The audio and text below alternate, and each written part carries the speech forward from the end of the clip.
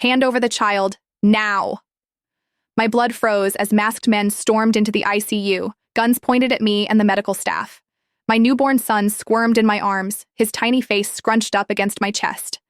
I clutched him tighter, my body curling protectively around his fragile form. I said, hand him over. One of the men stepped forward, his voice muffled behind a black balaclava. Please, I begged, tears streaming down my face. He's just a baby.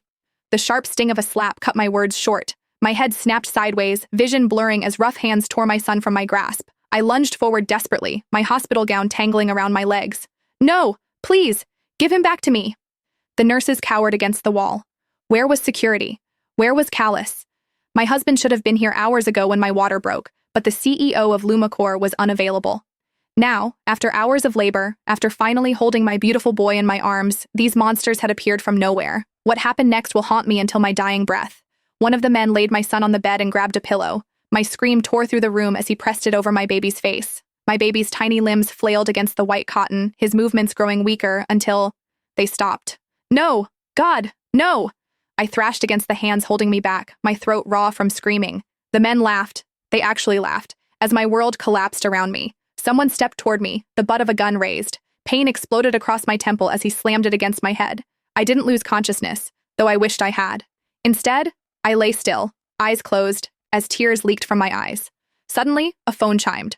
A video call. Greetings, boss. I've done as you ordered. That voice, that familiar, impossible voice. Callus? The man moved the phone, presumably showing the horrific scene. Excellent work. My husband's cool, controlled tone sliced through me like a blade. And Donna? She's unconscious. Perfect. Callus sounded pleased about the murder of his own child. Now all I have to do is gaslight her enough and she'll never be able to live without me. My heart shattered into a million pieces. The betrayal felt so overwhelming that I could barely process it. The father of my child and my husband of 5 years had ordered his own son's murder. Then another voice came through the phone.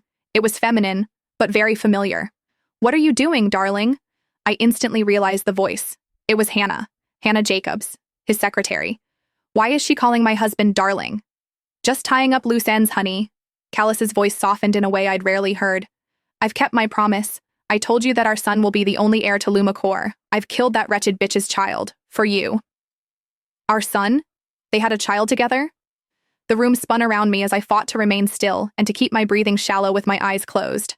5 years of marriage, and my husband was not only cheating, but had started another family with his secretary.